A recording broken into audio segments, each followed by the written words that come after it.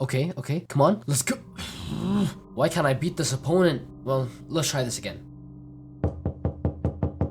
Joker, why are you not in bed? Oh, sorry, Mom, it's just this boss is so hard. I can't stop playing. Well, if it's hard, then don't play it and go to bed. But I can't stop. Simple, just close the game. No, Mother, listen, I can't.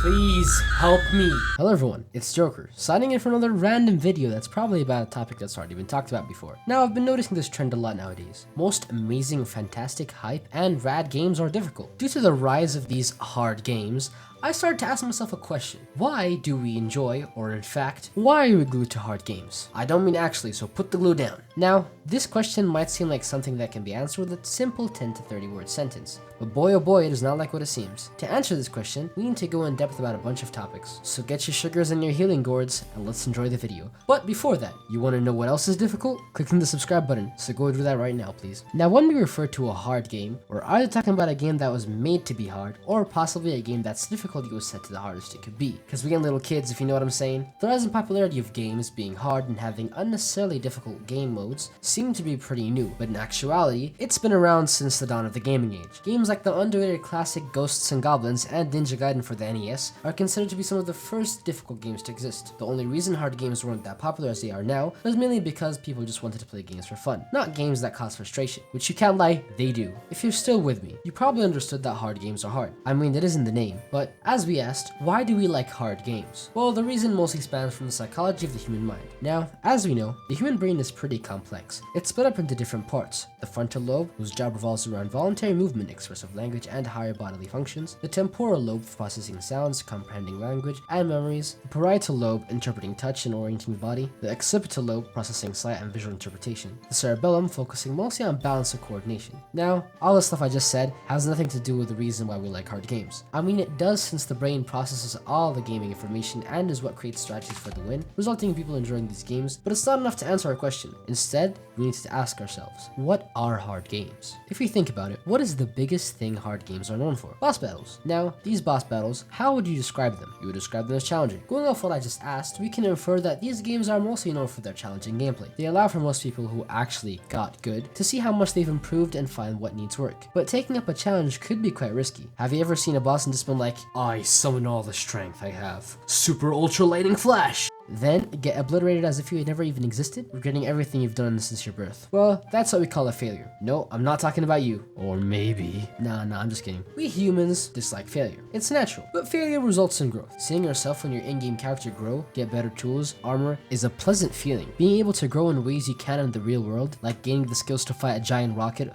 are huge draw factors of hard games. Although from the outside, hard games might seem like they differ from the norm of usual games, seeming like they all have overly complex gaming mechanics, insanely hard bosses, or hard levels, and in some cases having very short iframes. I mean, a lot of these are true, but the core mechanics are still the same. You do something, you get a reward. Pretty simple. They use frustration as a draw factor of the game, making it turn to satisfaction once you complete what you're supposed to do, which allows for the games to turn annoying moments into impressive times. Before you play a hard game, it generally feels as if you're lost, don't know how to play. When is it the right time to parry? But as you step into the world, fight your first boss or whatever you're supposed to do, you realize that maybe it isn't impossible.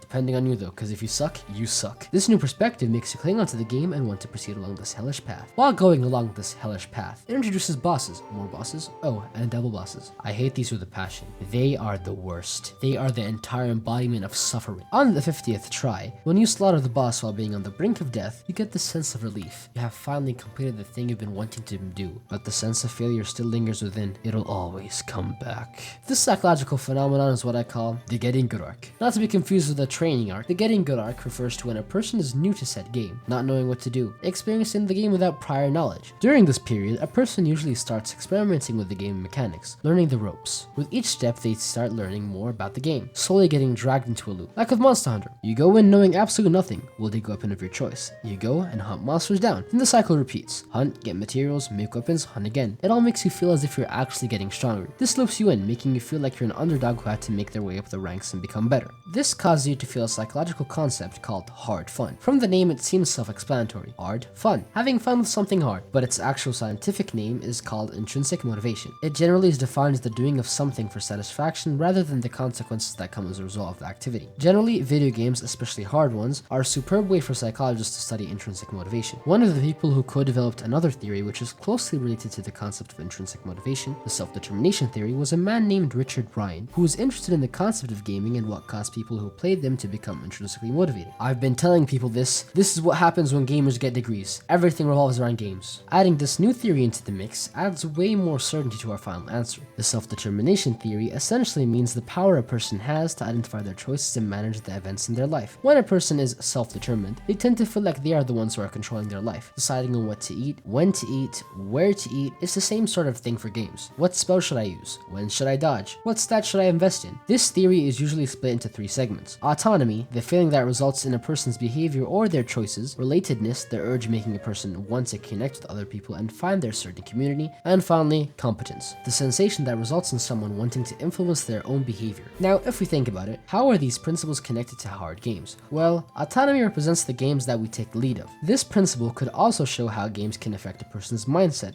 and the way they think of possible outcomes within their lives. Relatedness is all about the friend groups or communities people make within their experience of a certain game. As for competence, it's quite hard to find a certain fixed relation to gaming, since as stated, it refers to the game controlling the player, like with tutorials and how free the person is in the game. The freer they are with no guidance, the more some might quit and stop. But if you bombard them with tutorials, then the same thing might happen. For a hard game to attract a player base, it must feel natural. You're given small tips, but the rest is up for you to find. Kind of like Elden Ring. Leaving the cave after doing the simple tutorial, you get some grasp of the game, but in the end, thou had to put thy own work in to refine thy technique. Why am I speaking like this? O death, become my blade once more. Something else that's used quite frequently in hard games is the sword in the stone effect. It might remind you of an old Disney movie called Sword in the Stone. Well, this effect is similar to the entire plot of the movie. It's defined as the want to do something that nobody could, but you still try to. Using game logic, it's like wanting to beat Nameless King without any prior experience with him while using the soldering iron. Impossible, but does that mean some people won't try? Although it seems like an outstanding device that can pull people to this game, if it's done too much, then where's the fun of it? There needs to be some way for the player to break through the struggle. Hard games are supposed to be made with the thought of showing the player a possibility, giving them hope in their journey. But how does this link to the previous concepts we've talked about? Well, in fact, the sword in the stone effect is actually a type of intrinsic motivation. It involves the use of both segments of the brain, the left hemisphere and the right hemisphere, resulting in another concept called cognitive engagement. That is about the techniques, strategies, and the materials that result in the enhancement of the brain's several activities. You can tell the brain is very, very complex. My brain, it isn't braining anymore. Oh, and also, constraints are another concept too. No! I'm back. Where were we? Ah yes, constraints. They are the things that hold the player's actions according to a set of rules they need to abide by, like weapon length, jump height, item durability. They all apply a constraint that could cause misfortune to happen upon the player. Not being able to dodge an incoming attack since you're stuck in an attack animation, getting killed since you didn't have enough stamina to move faster, that type of stuff. But once you finally break the constraint that's holding you down, you feel this urge. A hormone, if you would prefer to say. It's probably a hormone that you might know called dopamine, the feel-good hormone. It gives a person a sense of pleasure and appreciation. This makes the person more motivated to do something, since it'll give them more pleasure. Take it as if you were playing Super Meat Boy. You couldn't complete a level, but then you finally found it, the golden route to victory. As you start going through the golden route, you make no mistake, and then there you go, level complete. After completing the level, you'll most likely feel satisfied and would brag to your friends about how you completed it. But you know what also make you satisfied? Finally knowing the answer to why we like hard games. Well, while I was editing this, I think I was wrong. You are able to answer in a simple 10 to 30 word sentence. Let me read it for you. We like hard games because of all the struggles we face, the choices we make, the rewards we earn, and most importantly, the friendships we've made along the way. I'm Joker, signing out.